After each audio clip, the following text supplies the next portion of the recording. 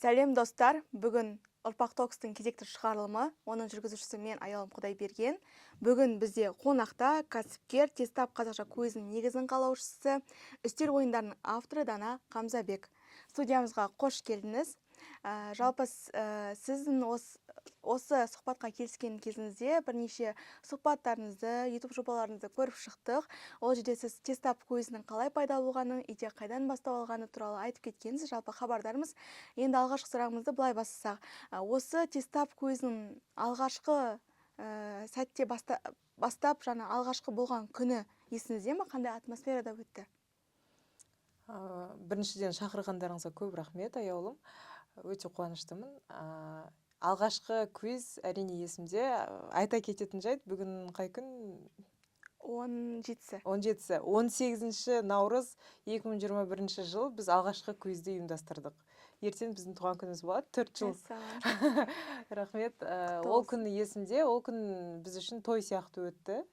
Өйткені бізде енді жастау едік ол кезде, и ол жерде бар көңілімізді салып, уайымдап сіздер сияқты сөйтіп бастаған болатынбыз, бірақ өзіміздің ойымыздан 1000 есе асып өтті. Сондықтан есімде. Әлі күнге сол бірақ шынымды айтсам, қазір мысалға 4 жыл өтті деп жатырмын, бірақ соған қарамастан әлі күнге дейін әр квиз сондай сезіммен өтеді. Басында уайымдайсың, сосын эйфория, сосын шаршағанын сезесің, сондай қылып өтеді. Сіз сұхбаттарда айтқансыз, ондай реакция күткен жоқпын деп. Сонда алғашқы квизде қанша адам болды, жалпы қандай тақырыпта өтті? Алғашқы квиз, біріншіден квиз бұрын сонды жасап көрмегенбіз. Адамдар да білмейді не екенін квиздің. Сондықтан оған адам тек мен өзімнің достарым, және біз ұйымдастырушылар топ бар ғой, солар әрқайсысы өзінің достарын шақырған, туысқандарды шақырдық. Мүмкін сол үшін атмосфера сондай дос, сондай бір өзіміздің жиын сияқты өтті. Сұрақ қандай болды? Қандай атмосферада өтті жалпы? Сол той сияқты өтті, бәрі бір-бірімен амандасып, сосын ол как раз коронавирус неден шығып атқан кезіміз болды үйден. Сондықтан бәрі ондай жиындарды сағынып қалған, өте көңілді өтті. Қазіргіден қарағанда айырмашылығы, ерекшеліктері бар, ол кезде енді бәрін танитынсың, әркім кім екен. Қазір енді уже келетін адамдарды бұлай танымасақ та, бірақ атмосфера сол күйі. Өйткені жалпы өздеріңіз де байқайтын шығарсыздар, қазақ тілді ортаға кірген кезде бәрі бір-біріне туысқан сияқты сезіліп кетеді. Қазақша әндер болса, қазақша әңгімелер болып жатса, онда сондай бір магиясы бар өзінің. Жалпы осы Тестап көзінің ең басты факторы, ерекшелігі қандай деп ойлайсыз? Басқалардан қарағанда. Басқа квиз или басқа неден? Басқа квиздерден қарағанда, жалпы қазақша контенттен қарағанда. Біріншіден бұл ойын сауық. Бізде қазақ тілі десе, міндетті түрде ол серьезный нәрсе болу керек деп қабылдайды адамдар, Бірақ соңғы кезде енді өзгеріп жатыр ғой, бірақ біз бастаған кезде қазақ тілі тек бір конференцияның тілі болуы мүмкін, немесе тағы қандай бір сұхбаттардың тілі болуы мүмкін, бірақ ойын сауықтың тілі дегенге адамдар онша дайын болмаған еді. Сонысымен ерекше болды деп ойлаймын. Қазақ тілінде көңіл көтеретін контент, ойын адамдардың. Сосын оның үстіне рестобарларда өтеді.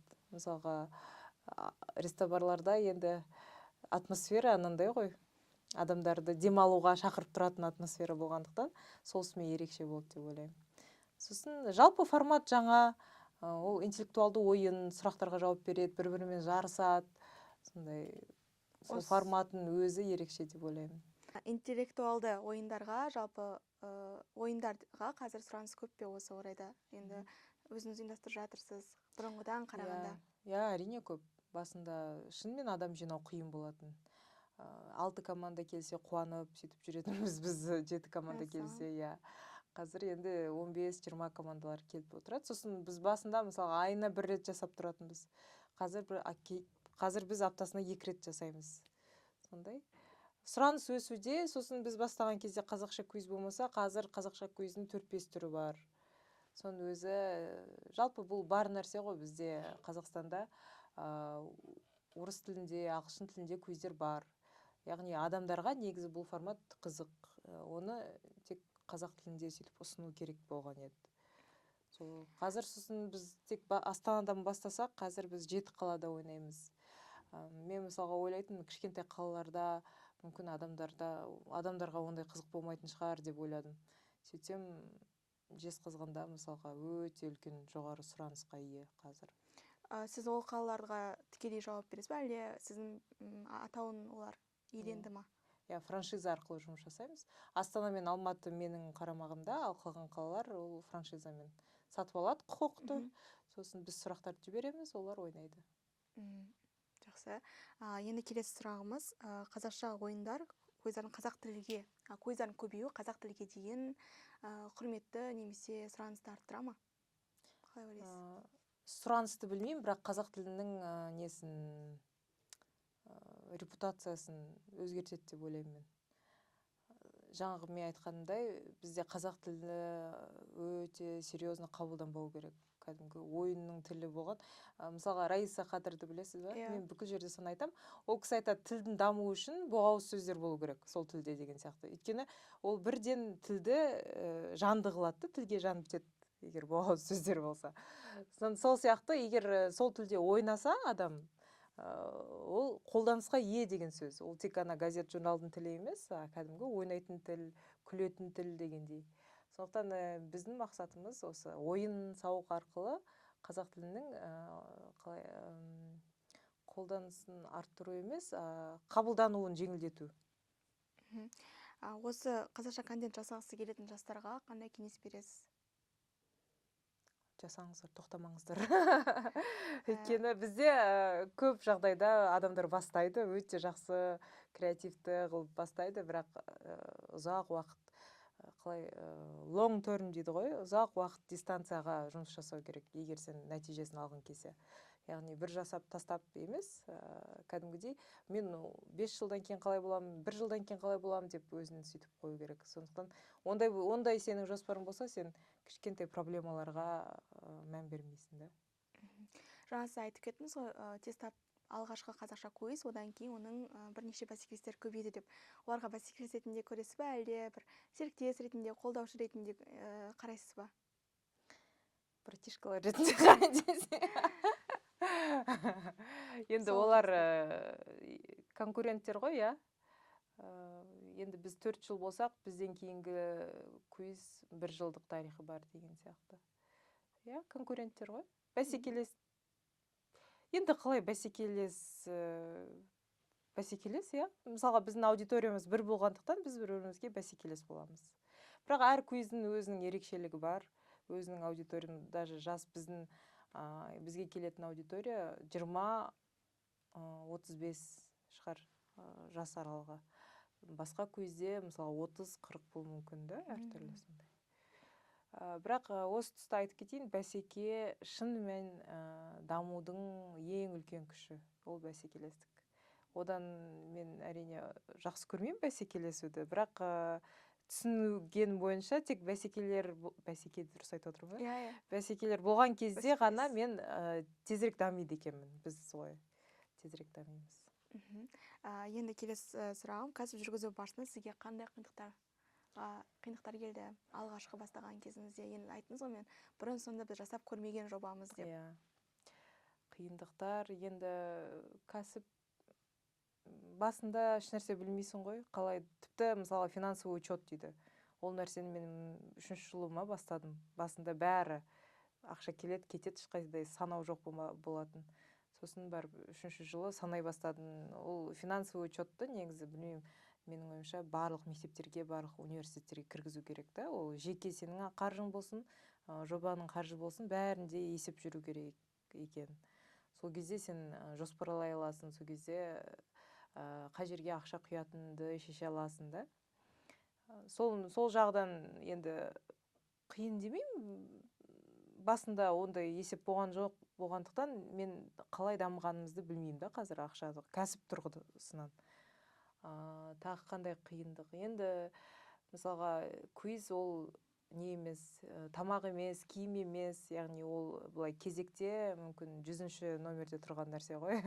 Сондықтан адамдардың ақша төлеп келуін үнемі қамтамасыз ету сол қиын.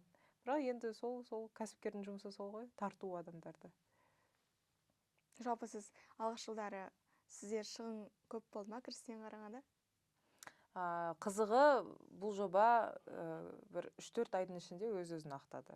Ең қызығы, иә. Өйткені көп шығынды қажет етпейтін жоба. Бұл көбіне интеллектуалды нәрсе ғой, сұрақтарды құрастыру, жаңағы команданы жинау деген сияқты. Сондықтан біз былай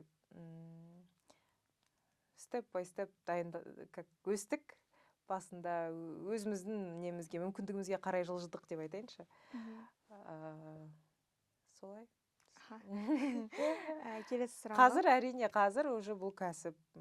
Қазір тек мен емес, барлық командаға ақша төленеді.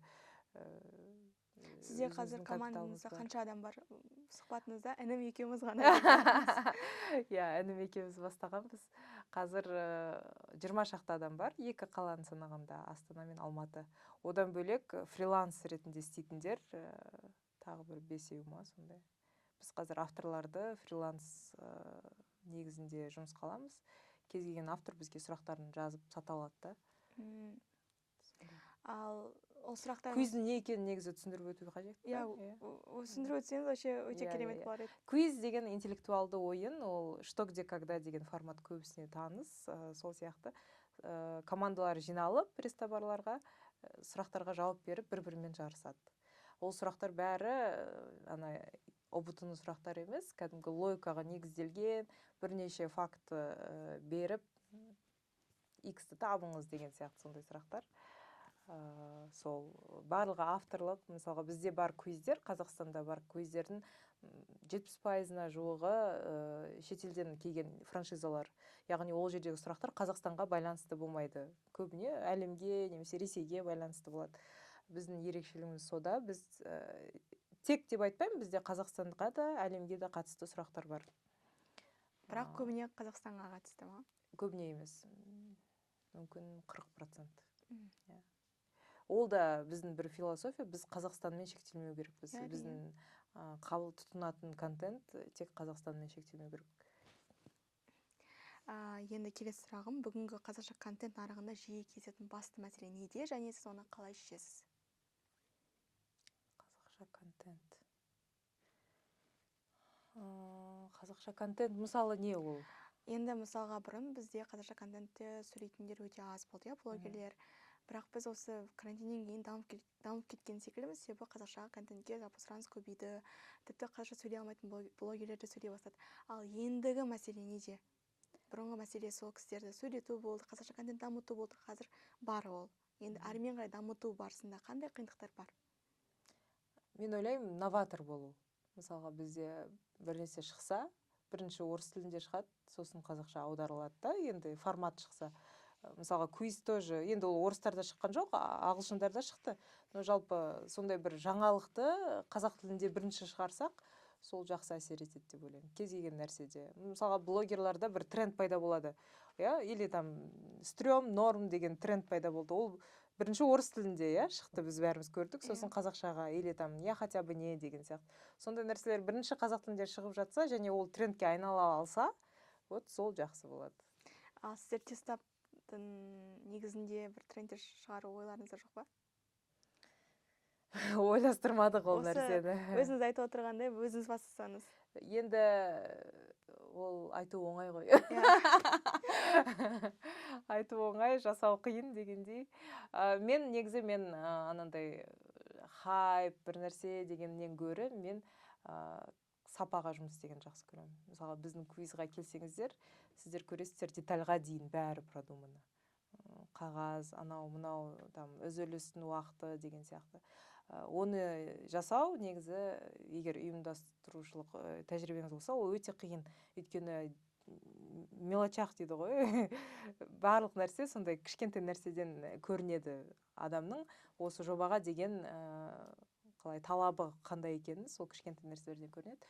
Сондықтан біз сол сапаға жұмыс жасаймыз. ал жаңағы тренд жасау или там бірінші болу, оны ол басқа, кішкене басқа мақсат деп ойлаймын мен. Жақсы, рахмет. Келесі, осы кәсіпкерлікті таңдауыңыз неге әсер етті? Және бұған дейін кәсіби жолыңыз туралы айтып өтсеңіз. Неге әсер етті Иә, дегенді неге әсер қалай? етті? Енді енді сіздің мамандығыңыз жалпы өзге мамандықта, иә? Мгм. Енді осы кәсіпкерлік жолға келгеннен кейін, ол мамандығыңыз кейінге қалды ма? Жалпы неге әсер етті осы? Өміріңізде Қалай қандай өзгертті, өзгерістер иә? болды? Мгм. Мен негізі химикпін, тіпті магистрантпын, шетелде оқығам. Бірақ өмір бақи мені қызықтыратыны ол қазақ тілді контент деген сияқты. Сондықтан ерте ме кеш пе осыған келетінімді білгенмін. Кәсіпкерлік жолын таңдаған соң енді бүкіл өмірлік күнтізбем өзгерді, күнделікті. Мысалы, бұрын мен лабораторияда істейтін едім. Азаннан кешке дейін 9-дан 6-ға дейін дегендей. Қазір мен өз-өзіме бастықпын. Бірақ есесіне менде ешқандай демалыс жоқ. Күні-түні тек сол жобаны туралы ойлайсың, өйткені сен жалғыз кіріс көзің сол жобаң. Сен бір күні егер демалып қалсаң, сен бір күні ақша алмайсың деген сияқты, сондай. Бірақ андай ләззатпен жұмыс істейсіз, иә? Иә, әрине, иә. Кайфпен. Енді бұл как өзіңнің балаң сияқты ғой. Сен оны мысалға жақсы көріп тұрасың, қанша саған қиындық әкелсе де, шаршасаң да бәрібір жақсы көріп тұрасың. Даже демалып жатып сол туралы ойлайсың. Мен Шри-Ланкаға барып келдім жақында. Жақсы күшті демалыс болды, бірақ жүрген жерінде мен ойлаймын, мынандай сұрақ қойса болады екен деп отырасың да, но соның өзі қызық сияқты маған. Сонымен бірге өсесің, сен жобаңмен бірге өсесің. Сондай. Осы алда уақытта тестаптан бөлек қандай қазақша жаңа жобалар бастағыңыз келеді? Ойыңызда бар ма, жоспарыңызда? Жоспарда бар, иә, бірақ жоспарымды айтпау Иә, керек әрине. екен. Иә. Өйткені мен бір рет айттым, и сол жоспарым әлі болмай жатыр. Бірақ қазақша контент жасаймын деген адам үшін өте көп нишалар бар. Және мен жасап жүргендіктен, мысалға, бизнес to бизнес дейді ғой, B2B саласында да көп мүмкіндіктер бар да. Қазақша контентті ары қарай дамытатын. Мысалға, бізде мынандай қазақша өндіретін нәрселер көп қой, қазақстандық дейінші, қазақша емес.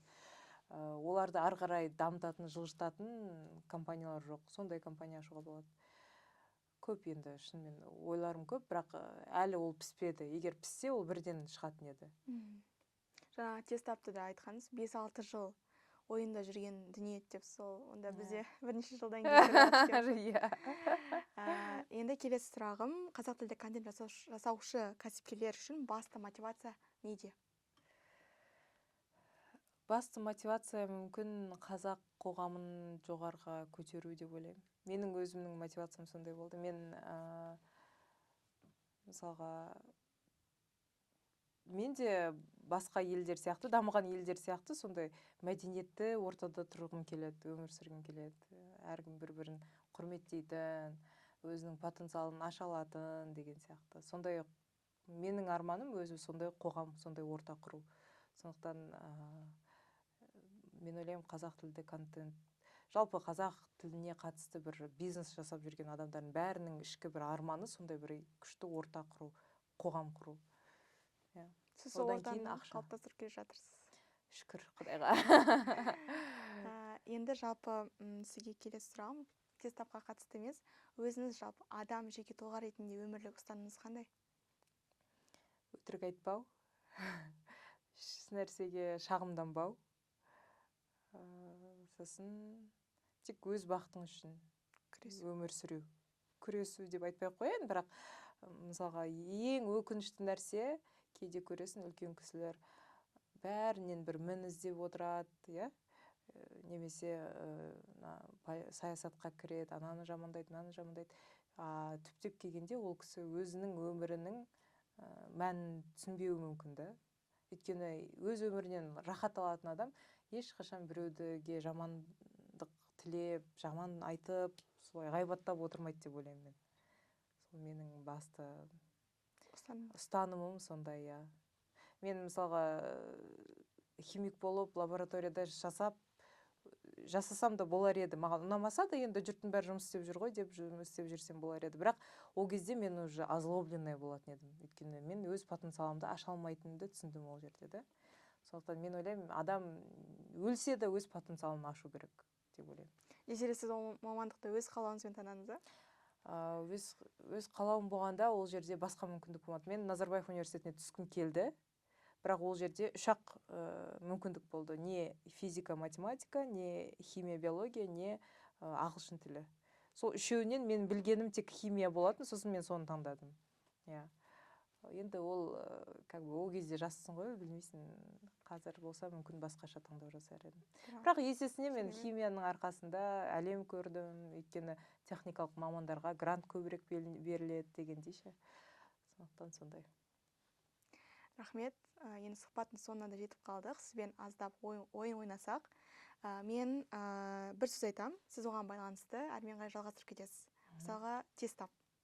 Соған қатысты ұқсас сөз, байланыстыратын сөз. Мысалға, тестап. Орта. Орта ол қоғам. Ел. Ел адам. Ел адамдардан тұрады. Адам, е? Адам. Адам. Тұлға. Тұлға.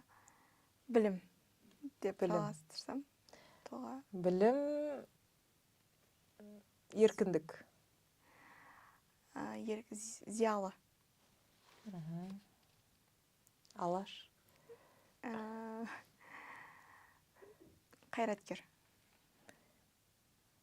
Қайтып қоғамға келгені ма? Қайраткер. Қазір айтам. Қайраткер. Алияшым. Онда Алияшымға қатысты Гүлсім Асфендиярова.